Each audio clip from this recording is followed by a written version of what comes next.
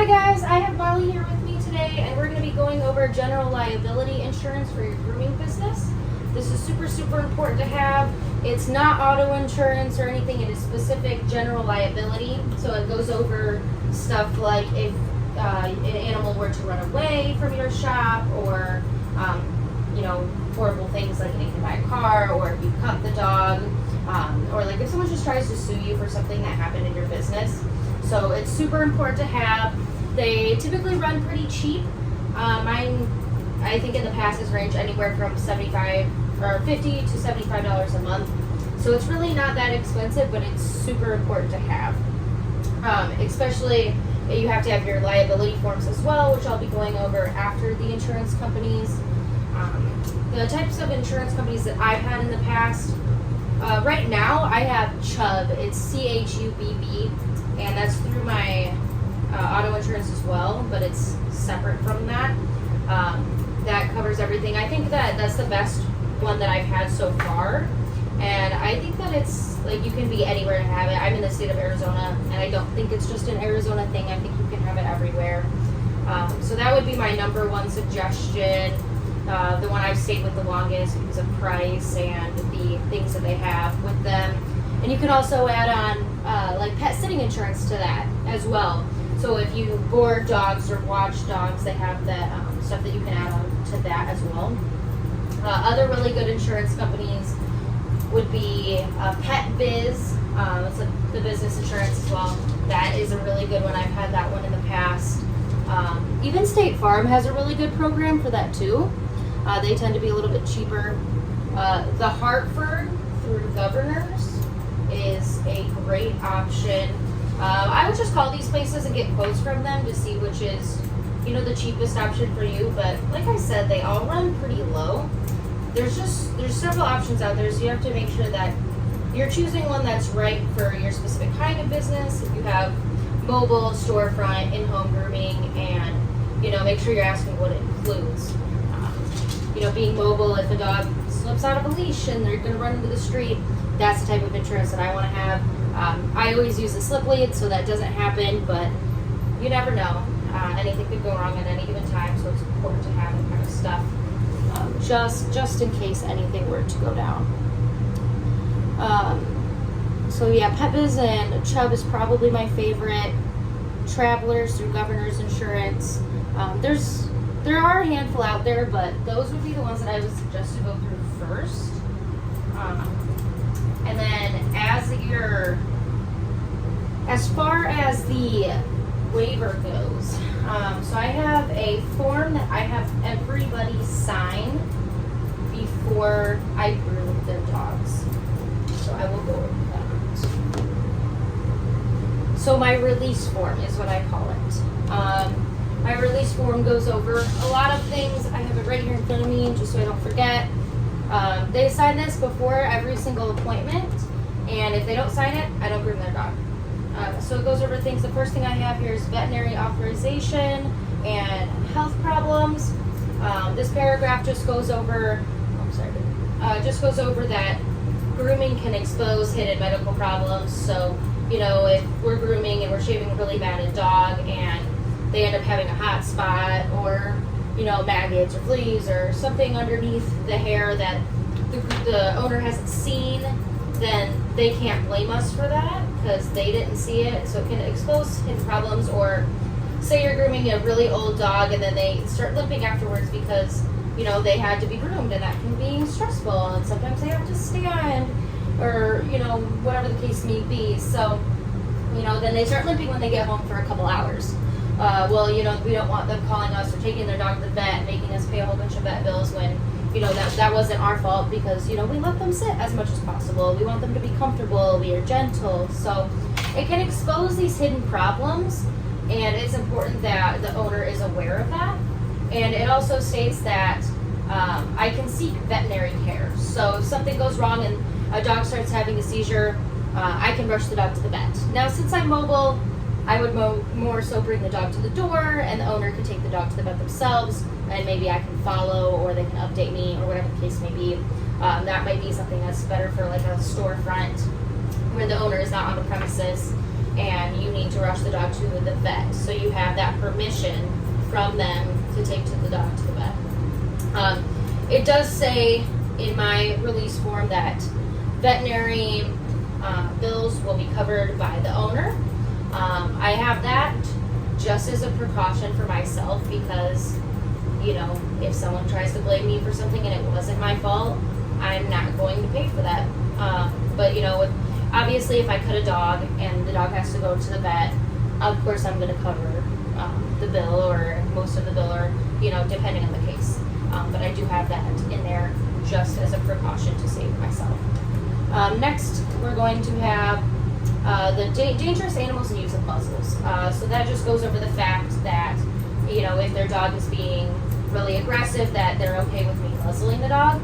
And it also gives me the right to refuse service. So if I feel like that dog is going to hurt themselves or hurt me in the process, then that gives me right to turn that dog away and send it home and say, you know, this isn't right for either one of us. It's best to send your dog to so-and-so. You know, you're going to give them a recommendation and send them somewhere else. So it just gives me authorization to do either one of those things. Next, you have fleas, ticks, and matted coats. A flea and tick-free zone. Very, very important. I am mobile, so it's easier to clean up after dogs that have fleas and ticks, but still don't want them in the van. So I do require that they pay extra for a flea and tick treatment. It's a special shampoo that I'll use, and I will pull off as many ticks and fleas as I possibly can. If they're infested, yes, I'm going to send them somewhere else. I've had times where I've blown dried, like took as many ticks off as I could and used a shampoo and conditioner, and then I'm blow drying the dogs and there's ticks flying on the walls. And that is so unsafe for grooming any other dog that day or days after. Because even if I search this van high and low and I spray disinfectant and I spray stuff to get rid of it, you can't guarantee that you got every little bug. So I send them away until that they have treated that dog in that house. They cannot come back into my van. So that's really, really important. And then you have the matted coats as well. So it goes over the fact that if your dog is severely matted, you know, once we shave that matting off, there might be bruising and redness and irritated marks, because when that mat is so tight on there and you let go of that pressure that has been there for so long, that's going to create a bruise. So it's important that they know that, and it's possible to cut them depending on how deep or how tight those mats are. So it's important to know that, so they don't think like, you know, oh, I'm just abusing or cutting your dog, because that is so the opposite of the case. So it's really important that they read that over and they sign that and they know. I have a pretty steady clientele at this point, so I don't really get my matted dogs anymore. But back in the day, that was a really, really important rule that I had.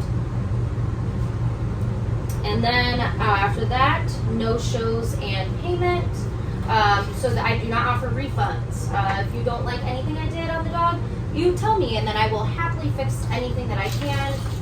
This is not something that happens to me, but I have it on there just in case, because you never know. We're all human, we make mistakes. Can't do anything perfect 100% of the time. And then no shows. I have that more extended down here, so I'll explain that in a second. Then I have satisfaction and photographs, which again goes over the fact that if you need anything fixed on your dog, you have to tell me on the spot. If you decide like a couple of days that something was you didn't like it and you want it fixed, then I will have to charge to, you know, drive back out there and fix that for you. Photographs, any pictures, videos, etc. that I take are property of Alex's Paw Spa, property of me, so I can use for YouTube videos, for posting on my website, my Facebook, all that kind of stuff.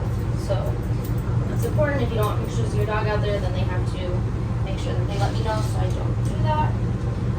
Then my last very, very, very important paragraph, which I have made this very clear, and I've edited and added this over the years.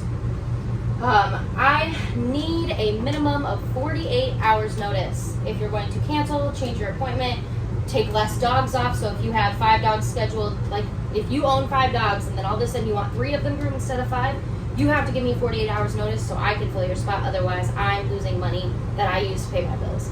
So I have to know that ahead of time. Obviously, there are emergencies, and emergencies happen, things that are out of our control. I let that slide a lot of times. But if you're a repeat offender, you're going to get charged. It's very important to be aware of these policies.